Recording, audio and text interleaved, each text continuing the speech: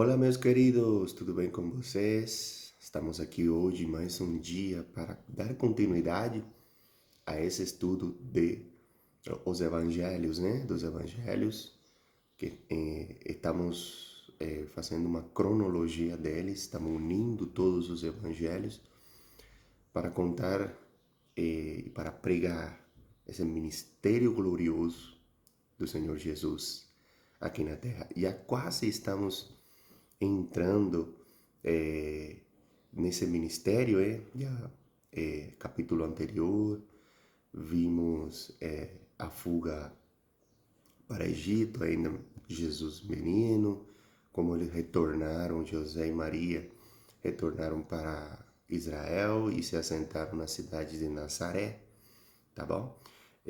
Mas antes de entrar aos milagres, às pregações, às parábolas, né? Coisa maravilhosa, glória a Deus por tudo isso, por essa palavra maravilhosa.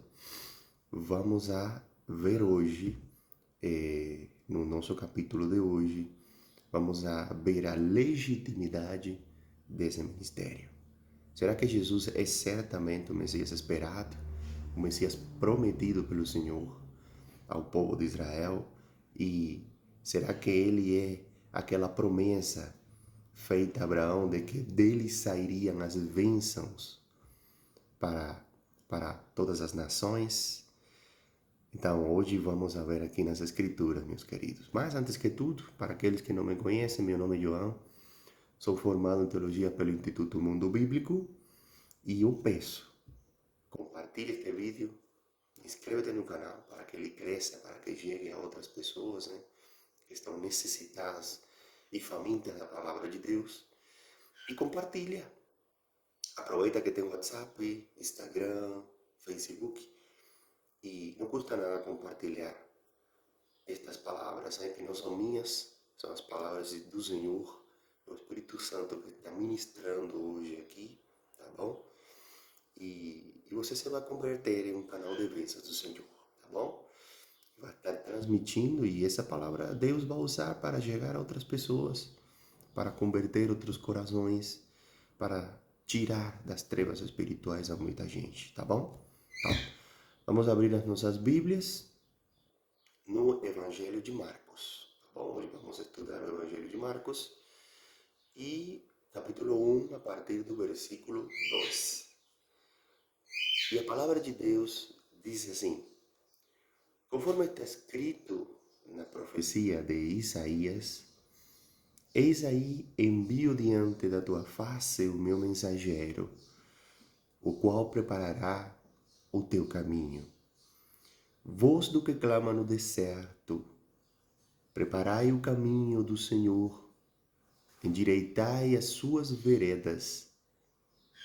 Apareceu João Batista no deserto, pregando o batismo de arrependimento para a remissão de pecados. Então, profecias de profetas anteriores já estavam sinalizando a vinda de um profeta, de um predecessor do Senhor, tá bom? Que pregaria o arrependimento e prepararia o caminho, os corações das pessoas para a vinda do Messias. E aí se cumpre na pessoa de João Batista, que fala que ele aparece no deserto, como foi predito, pregando o batismo de arrependimento para a remissão de pecados. Nunca se havia visto isso em Israel. Primeira vez que o batismo começa a ser pregado. E continua: saíam a ter com ele toda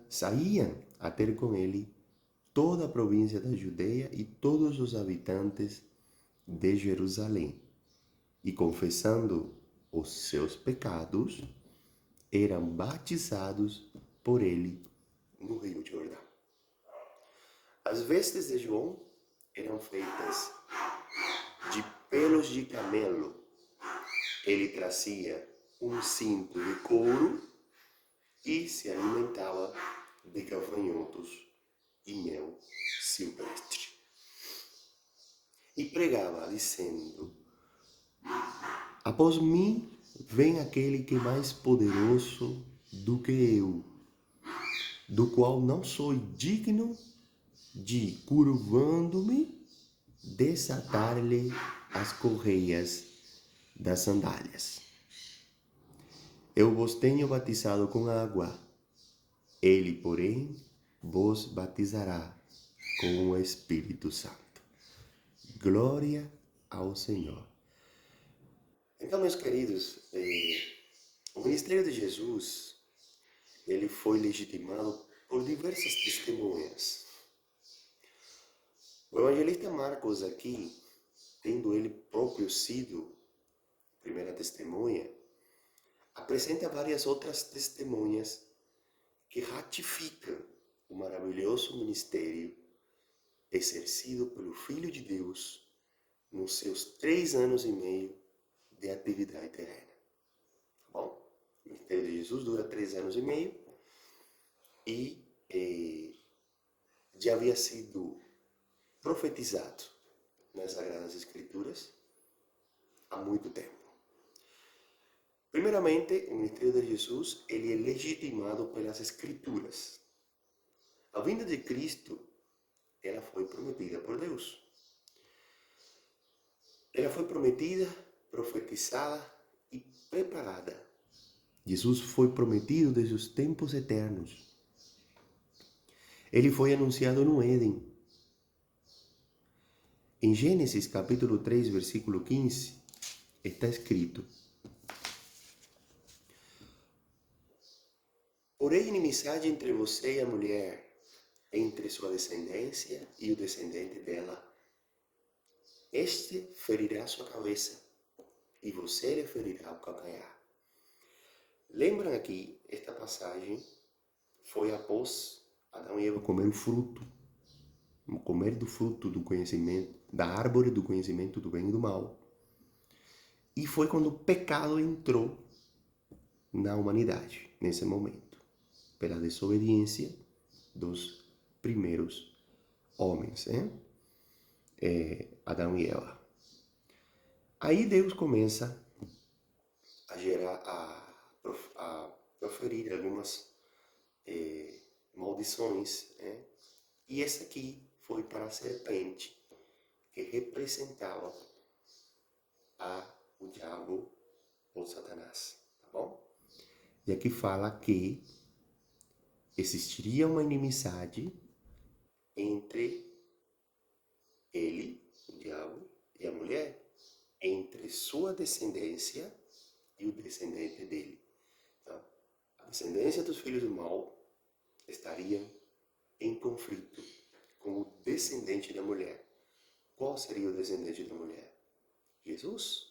Qual seria a mulher? No caso, Maria, que traria ao mundo Jesus, tá bom? Que ele feriria a cabeça da serpente e ela feriria o calcanhar. O que aconteceu na cruz? Jesus foi ferido, foi crucificado, só que esse ato provocou o ferimento na cabeça da serpente, porque Jesus liberta a humanidade do pecado e da morte eterna. Tá bom? Com o sacrifício que ele fez na cruz.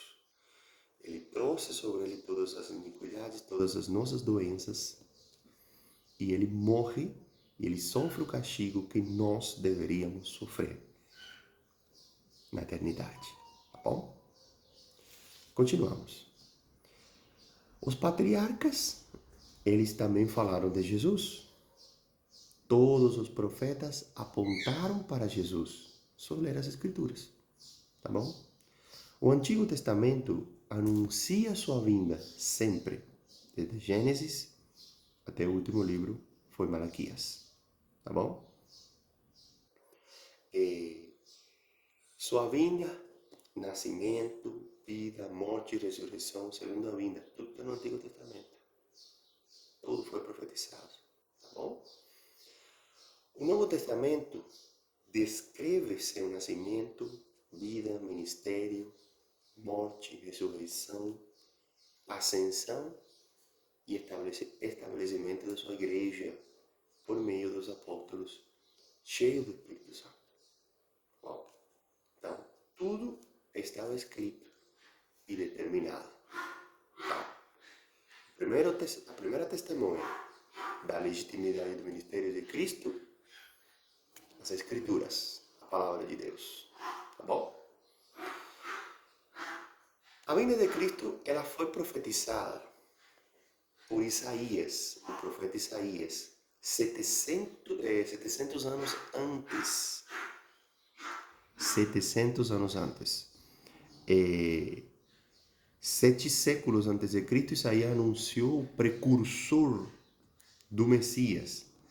Vamos ver o que está escrito em Isaías 40, versículo 3. Uma voz clama: no deserto preparem um caminho para o Senhor. Façam no deserto um caminho reto para o nosso Deus. Tá bom? Deus preparou o mundo para essa vinda. Então, com quem preparou? João Batista. Surge no deserto, pregando arrependimento, batizando pessoas e falando de que ele não era Cristo, mas que após ele viria alguém muito mais poderoso. Tá bom? Então, as pessoas já estavam tendo consciência, estavam sendo preparadas, muitos estavam arrependendo. Então, já Cristo ia chegar em um ambiente que era já um pouco mais propício para as palavras de vida eterna que ele ia trazer. Tá bom? Mas essa vinda também, a vinda desse precursor também foi profetizada pelo profeta Malaquias. Tá bom? Aqui nas Escrituras, Marcos cita Isaías, mas ele antes menciona o versículo, no primeiro versículo, versículo 2, menciona o que foi dito por Malaquias, tá bom? Essa profecia de Malaquias foi feita 400 anos antes da vinda de Jesus, do nascimento de Jesus. E está escrita em Malaquias capítulo 3, versículo 1, e está escrito lá: vejam, eu enviarei o meu mensageiro, João Batista, que preparará um caminho diante de mim. Deus falando, né? E então, de repente, o Senhor que vocês buscam virá para o seu templo. Glória a Deus. O mensageiro da aliança, aquele que vocês desejam, virá, diz o Senhor dos Exércitos. Glória a Deus, meus queridos. Então, as Escrituras aqui estão bem claras. E muitas outras coisas, né? Sobre a vida de Jesus, sobre o que ia acontecer com ele, tudo está ali. Então, as Escrituras já legitimam o ministério do Senhor Jesus Cristo. Tá bom? Malaquias diz que o Senhor vai enviar o seu mensageiro, uma profecia cumprida pelo João Batista, na época que ele veio. Tá bom? Então, outra parte que legitima o ministério de Cristo é o seu precursor, João Batista, o próprio João Batista. Tá bom? Aqui destacamos 3 fatos sobre o ministério do precursor do Messias. Primeiro, a natureza. João Batista preparou o caminho do Senhor ao conclamar a nação ao arrependimento. Bom, sua tarefa era preparar os corações para receber o Messias. Olha o que está escrito no livro de João, no capítulo 3, versículo 28 até 30. Olha lá. Vocês mesmos são testemunhas de que eu disse, esse é Jesus falando. Eu não sou o Cristo, não, esse é João Batista falando. Vocês mesmos são testemunhas de que eu disse. Eu não sou o Cristo, mas sou aquele que foi enviado adiante dele. A noiva pertence ao noivo. O amigo que presta serviço ao noivo e que o atende e o ouve, enche-se de alegria quando ouve a voz do noivo. Esta é a minha alegria, agora que se completa. É necessário que ele cresça e que eu diminua. Esta passagem tem um contexto quando os discípulos de João chegam lá e falam, aquele que se batizou, ele está lá batizando também, está falando de várias coisas. E aí, como fica você? Mais ou menos perguntaram assim.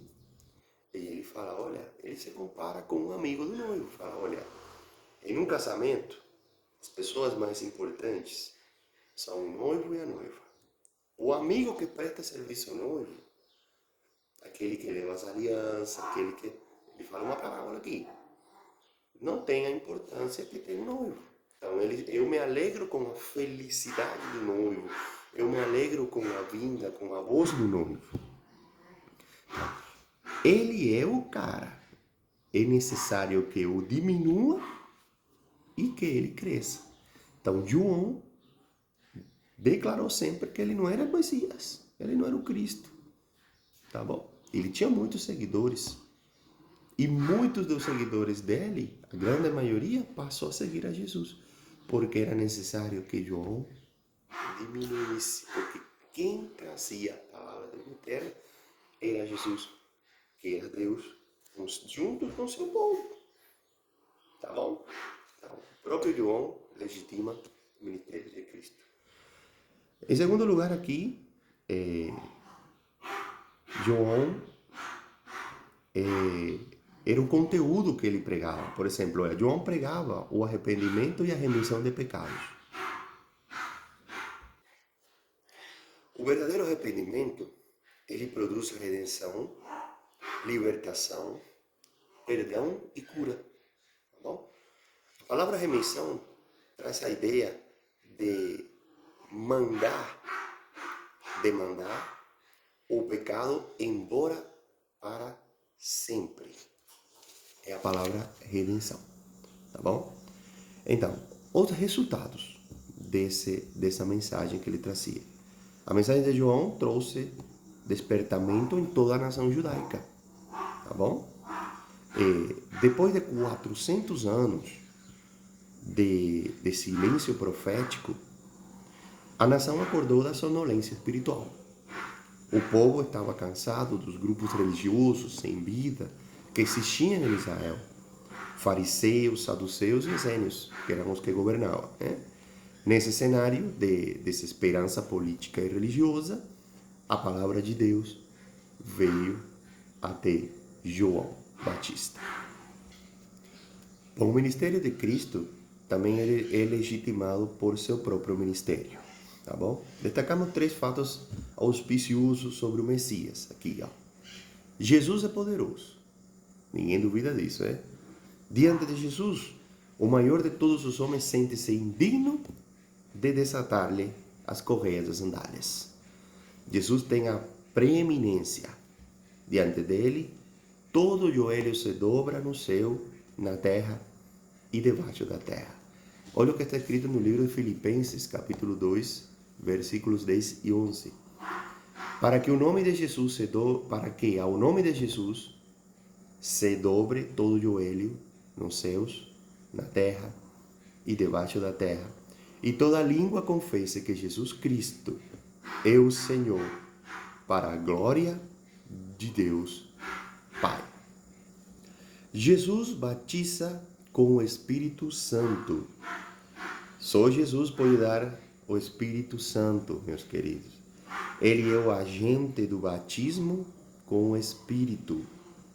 Esse batismo é a capacitação de poder para testemunhar o Evangelho e é distinto de conversão. Olha o que está escrito no livro de Lucas, capítulo 3, versículo 16. João respondeu a todos: eu os batizo com água, mas virá alguém mais poderoso do que eu, tanto que não sou digno nem de desamarrar as correias das suas sandálias. Ele os batizará com o Espírito Santo e com fogo. Glória a Deus. E Jesus, ele se identifica com os pecadores.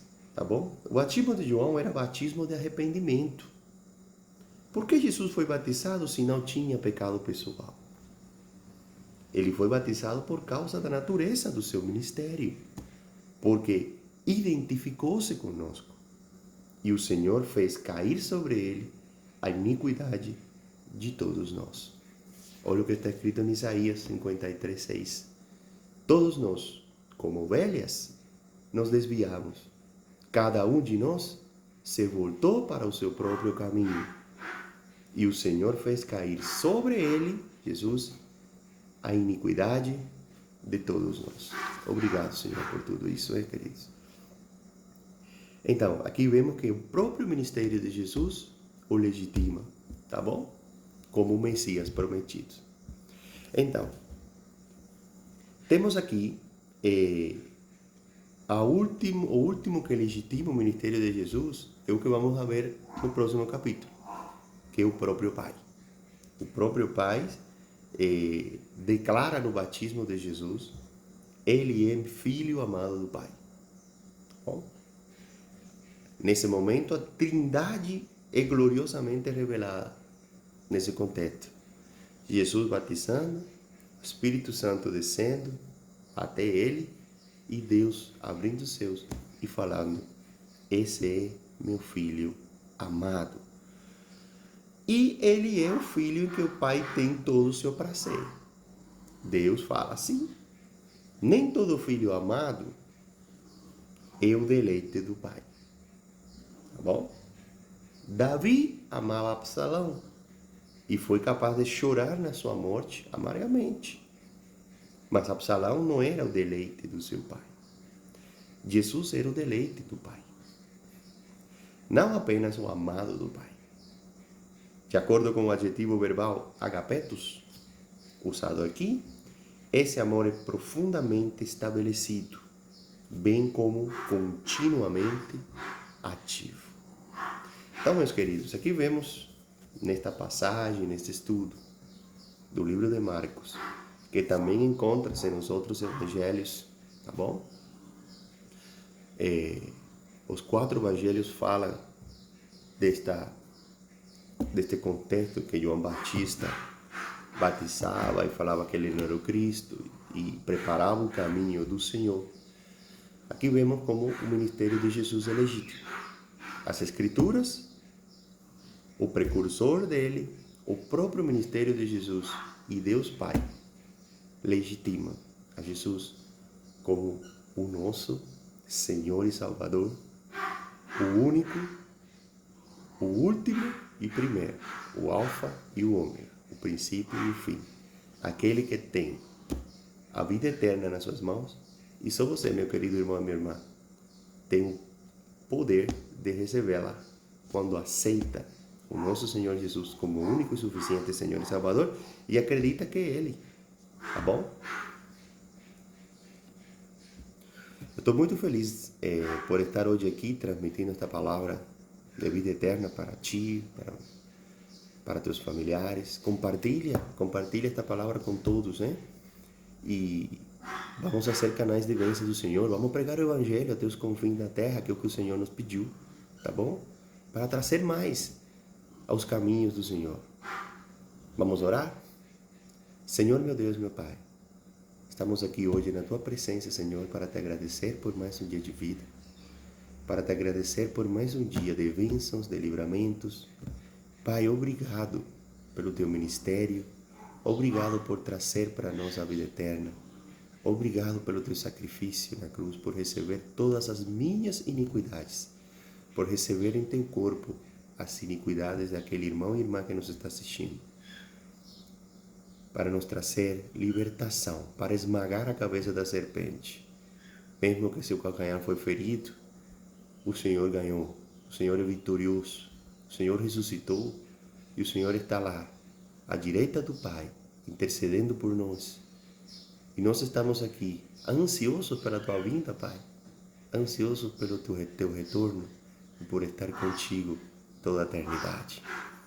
Em nome de Jesus, eu oro e te agradeço, Pai. Amém. Glória a Deus. Bom, meus queridos, até o próximo estudo. No próximo estudo vamos a destrinchar